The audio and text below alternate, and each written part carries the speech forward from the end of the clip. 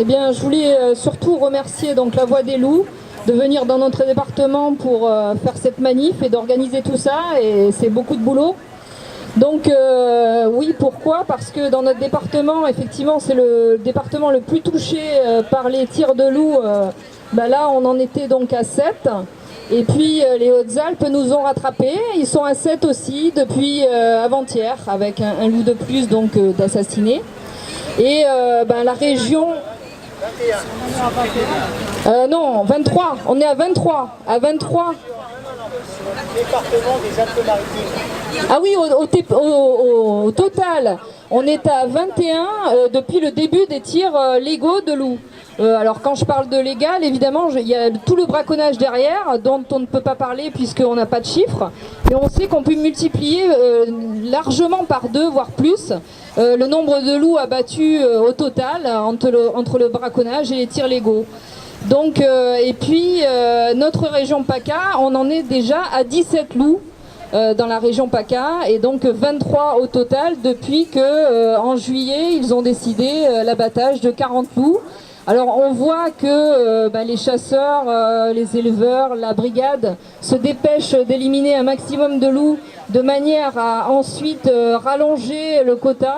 Comme on a vu l'année dernière, on avait commencé avec 36 loups au départ dans le quota, et on en a rajouté 2 et encore 2, on est donc arrivé à 40, et là cette année donc on part de 40 et on va arriver peut-être à 42, 44, peut-être 46, on verra bien, puisque donc on voit très bien qu'ils se dépêchent pour arriver de suite, enfin le plus tard, rapidement possible à 40 et pouvoir demander en bloquant des autoroutes ou en séquestrant des agents de parcs nationaux peut-être, pouvoir demander encore des rallonges, quoi. Voilà, donc je remercie vraiment beaucoup de venir dans notre département pour marquer le coup et pour demander à ce gouvernement de leur dire que ce n'est pas du tout la solution, comme on vient de le dire, que de toute façon les meutes sont affaiblies lorsqu'on tue un de leurs membres, et que par définition ils vont vers les proies les plus faciles, qui évidemment sont les moutons. Des moutons qui sont gavés d'antibiotiques, gavés de pesticides, et puis bon, qui sont plus des animaux sauvages, donc des animaux d'élevage qui sont en proie à des éventuelles attaques. Alors pas seulement de loups, n'est-ce pas, de chiens errants aussi, parce que ça on n'en parle pas du tout. Et pourtant, quelque chose qu'il faut crier haut et fort, c'est que par exemple en Grande-Bretagne, il y a la prédation de 15 000, alors tenez-vous bien, donc 15 000 ovins par an. Je peux vous montrer les chiffres. En 2016, donc, ils ont répertorié 15 000 ovins de tués par des chiens errants. Et vous savez bien qu'en Grande-Bretagne, qui est un pays donc 3 fois plus petit que la France, ils n'ont plus de loups depuis 250 ans, puisqu'il a été totalement exterminé en Grande-Bretagne. Donc c'est bien la preuve, n'est-ce pas, que en France on nous ment. Évidemment, quand on parle de nombre de brebis, d'ovins prédatés par le loup, eh bien en fait ces chiffres sont gonflés et ne correspondent absolument pas au nombre réel d'attaques par les loups. Ils englobent tous les chiens errants qui ont pu prédater, et également des fraudes quand même, puisque c'est trop facile évidemment de dire voilà, c'est un loup qui m'a prédaté ma brebis. Il n'y a pas beaucoup de contrôle, des fois il suffit de dire voilà, j'ai eu 10 brebis de prédatées, et même pas d'agents qui viennent sur place pour vérifier. Et ça je peux vous le dire parce que je vais auprès des bergers et j'enquête un petit peu. Il y en a qui parlent plus, il y en a qui sont de notre côté aussi. Il y a des bergers et des éleveurs qui sont pro-loup.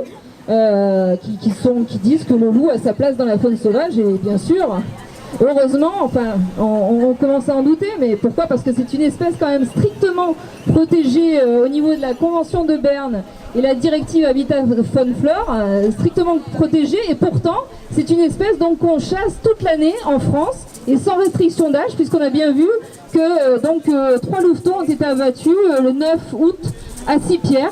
Alors comment ont-ils pu abattre ces 3 louveteaux? De toute façon, pour trouver des louveteaux, il n'y a qu'une solution, c'est de faire des hurlements provoqués.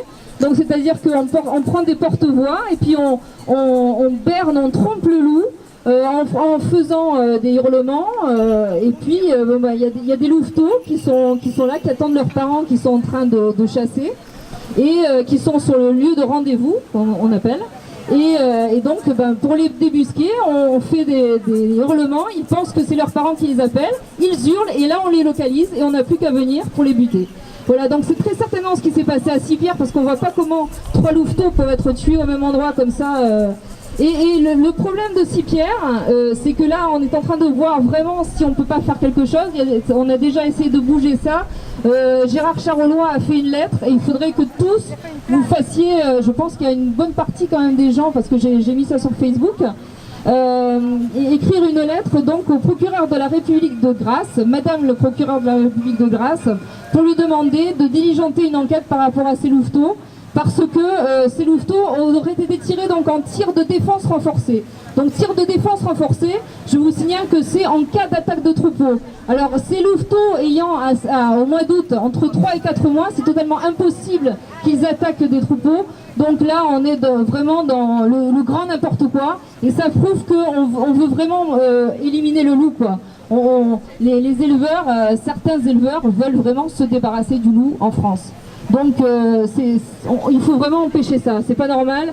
Il y a un droit imprescriptible, immuable à la vie sur Terre, et le loup y a droit comme toutes les autres espèces animales, et comme toute la biodiversité. Et on est content de voir des loups, on est content de voir des cerfs, des sangliers, et on n'a rien à leur reprocher. Ils sont juste là, et ils sont juste, ils se nourrissent, ils essayent de survivre comme nous, quoi. Voilà. Merci beaucoup. Merci d'être venus.